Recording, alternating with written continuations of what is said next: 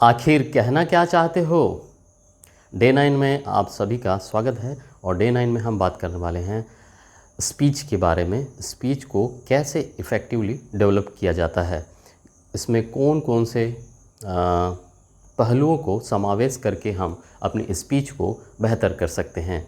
जैसा कि पहला है कि जैसे मैंने कहा कि आखिर कहना क्या चाहते हो, मतलब पहली चीज़ है इसमें पर्पस क्या है। मतलब कोई भी स्पीच आप डिलीवर कर रहे हैं उसके पीछे का पर्पस क्या है। जैसे मैंने अपनी एक पर्सनल स्टोरी शेयर की थी, उसके पीछे का पर्पस था कि मैं जो भी मेरे रियल लाइफ के एक्सपीरियंस है उनको मैं शेयर करूं और जो भी ऑडियंस है उसे समझे और कनेक्ट करे और वो इंस्पायर होके अपने लाइफ पे काम करे। मेरा वो पर्पस था। तो पहला पर्पस होना चाहिए इंस्पायर का। यदि स्पीच आप दे रहे हैं तो ये हो सकता है कि आप इंस्पायर करने के लिए दे रहे हैं, या आप किसी लाइफ को इम्पैक्ट करने के लिए दे रहे हैं, या एंटरटेनमेंट करने के लिए दे रहे हैं, या इम्प्रेस, इम्पैक्ट और एंटरटेनमेंट, ये चीज़ें। तो हमें फाइंड आउट करना होगा जो भी हमारे स्पीच है उसके पीछे का कोर थीम क्या है, वो देखना है। उसके बाद में कि मैं किसको प्रेजेंट कर रहा हूँ।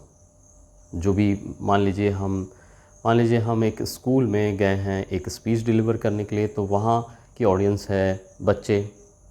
और यदि हम कॉलेज लेवल पे गए हैं तो वहाँ की ऑडियंस का लेवल थिंकिंग प्रोसेस अलग है, तो वहाँ उस टाइप की हमें स्पीच डिलीवर करना है। जैसा मेरा सराउंडिंग है कि मेरा सराउंडिंग में अधिकांश जो है इंजीनियर्स हैं, तो मेरा पर्पस है कि ये जो लाइफ में हम, दूसरा पॉइंट आता है कि ऑडियंस, मतलब जो किस ऑडियंस को आप रिप्रेजेंट कर रहे हैं। तो ऑडियंस को समझना बहुत ज़रूरी है, उस हिसाब से ही हम अपनी स्पीच को डिलीवर करते हैं। तो कम्युनिकेशन स्किल को इन्हेंस करने का मेरा पर्पस है, और उसके पीछे जो मेरी ऑडियंस है सारे इंजीनियर्स हैं और मेरे जो भी मुझसे जुड़े हुए लोग हैं उनके लिए ये मेरी ऑडियंस है। और फाइनली जो मेरी प्रोफाइल है उसे मैंने पब्लिक प्रोफाइल में कर रखा है, ताकि कोई भी व्यक्ति इस ऑडियो को या वीडियो को देख सकता है।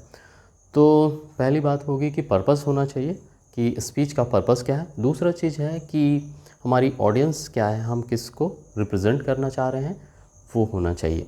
तीसरा चीज़ है कि जो भी स्पीच हम डिलीवर करना चाह रहे हैं उस स्पीच के बारे में इंफॉर्मेशन गैदर करना चाहिए। और आज का जो वर्ल्ड है, यहाँ अनलिमिटेड बस आपकी फिंगर टिप में है। आपके माइंड में जो थॉट्स आया आप उसे गूगल कर दीजिए और आपको ढेर सारे उसमें टॉपिक मिल जाएंगे।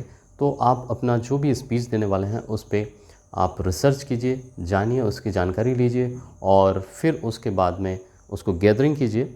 और फिर उसके बाद एक और स्टेप आता है कि स्ट्रक्चर, आपकी जो भी स्पीच है उसको स्ट्रक्चर में फॉर्मेट कीजिए कि स्टार्ट पॉइंट, मिड पॉइंट और एंड पॉइंट। और ये हमेशा याद रखिए कि पहले जो स्पीच के स्टार्टिंग पॉइंट है वो हुक पॉइंट कहलाता है, जो कि 3 सेकंड में अपनी ऑडियंस को कैसे आप हुक कर सकते हैं, कैसे आप उनका अटेंशन ग्रैब कर सकते हैं।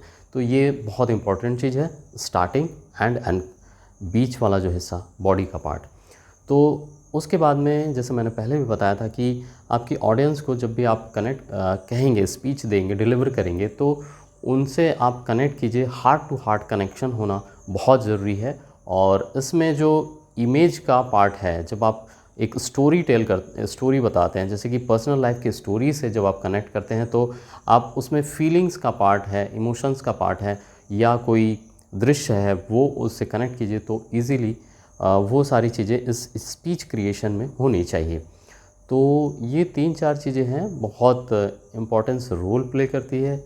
और उसके बाद ऑनेस्टी, जो एक अति आवश्यक चीज़ है कि ऑनेस्टी, आपकी स्पीच में ऑनेस्टी होनी चाहिए।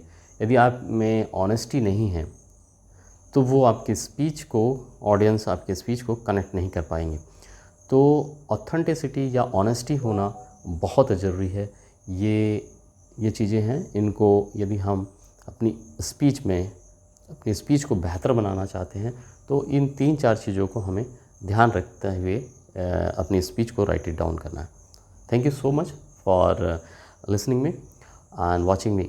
इसमें से आपको ऐसा कौन सा पॉइंट जो आपको पसंद आया वो ज़रूर मुझे कमेंट करके कहिए, और ताकि जो भी कमेंट है, कंस्ट्रक्टिव फीडबैक हो या destructive, any kind of feedback you want to give me, just write it in comment box, so that will be inspire me to work on myself and improve myself, so that will be better for me.